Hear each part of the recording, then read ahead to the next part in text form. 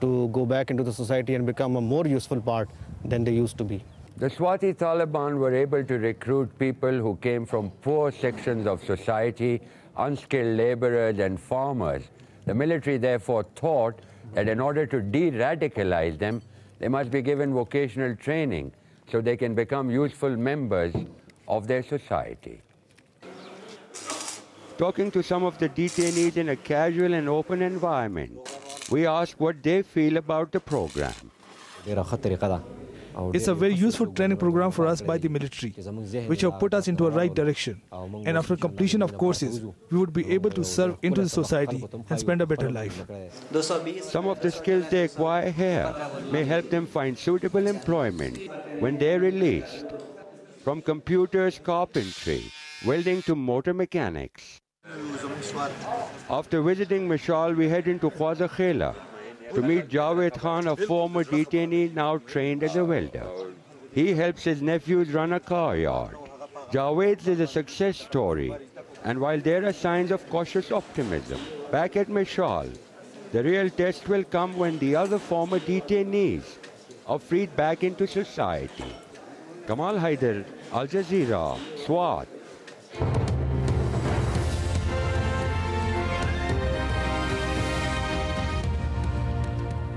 I'm Sahil Rahman. This is Al Jazeera, and these are the stories making the headlines. The US president has spoken out about the Libyan crisis for the first time.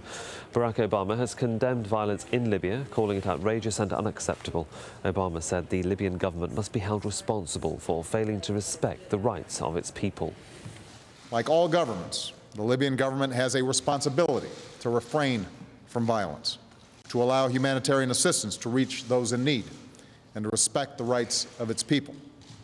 It must be held accountable for its failure to meet those responsibilities and face the cost of continued violations of human rights.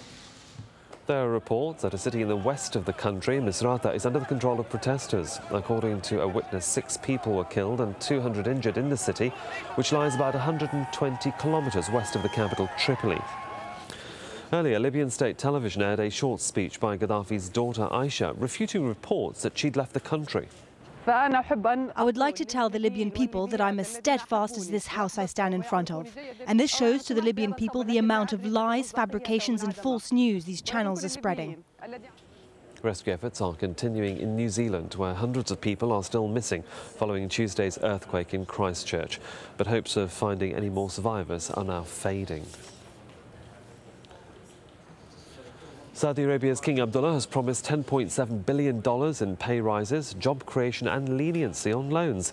He made the announcement as he returned home after spending 3 months abroad for medical treatment. The new development fund is being set up to help struggling Saudis buy homes, get married and start businesses. At least 4 people have been injured after a fire broke out at the Egyptian Interior Ministry building in Cairo. Rescue teams were rushed to the building, which houses criminal records and other personal files. The fire was started by suspended police officers demanding reinstatement. And 7 people have been injured during clashes in the Greek capital, Athens. During the demonstration, a policeman was set alight. The video shows other officers rushing to his aid as he tried to put the fire out.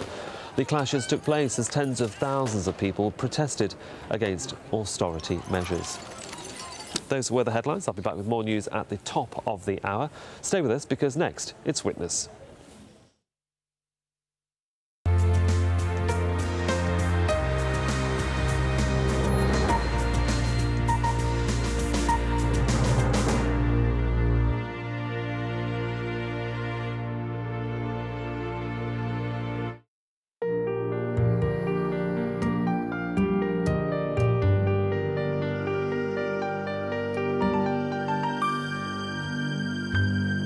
Hello and welcome to Witness, the best documentaries from around the world, where people tell their stories. I'm Rida Fakhri. Australian Aboriginal art is gaining increasing acclaim around the world, and in the remote Aboriginal community of Bidyadanga in Western Australia, a new art movement is emerging. From his coastal home, painter Daniel Walbidi encourages his community elders to paint the desert lands they left 30 years ago when drought forced them towards the coast. In their elegant and touching film, David Batty and Jenny McMahon record the extraordinary journey that Daniel and the elders take as they return to their lands, Desert Heart.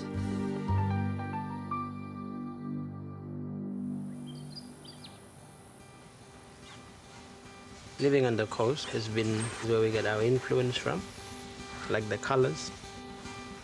Maybe the blue comes from the ocean, or maybe the sky. Maybe the ocean, because we live right near the sea.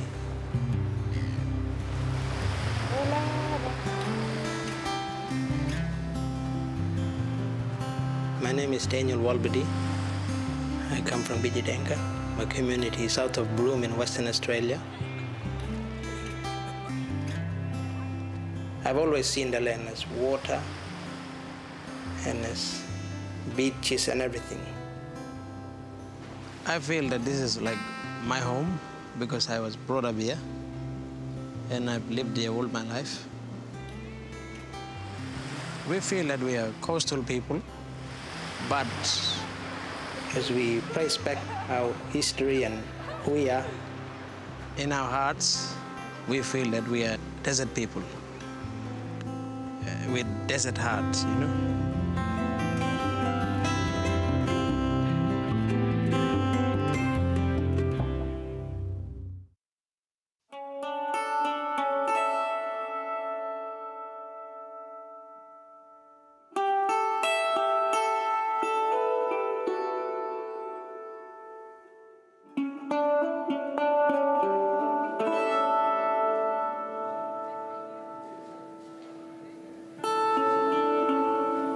I'm 23 now, but I've been painting since I was 17.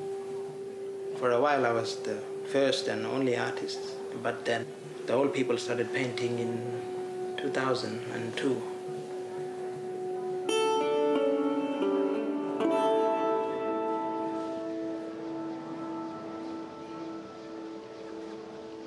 When we had our first group exhibition in Melbourne, the response was overwhelming. Most of the work had been sold and bought. But for me, it's not really about the money.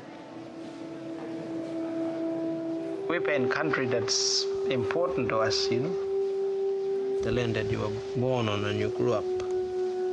Your grandmother's country or your grandfather's country. For us, it's like a spiritual connection that we have.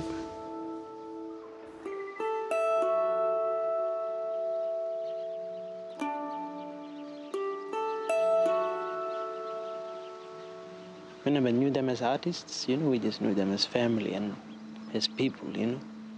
But once they started to pick up paintbrush and, you know, started to paint, a different side of them sort of was revealed, you know.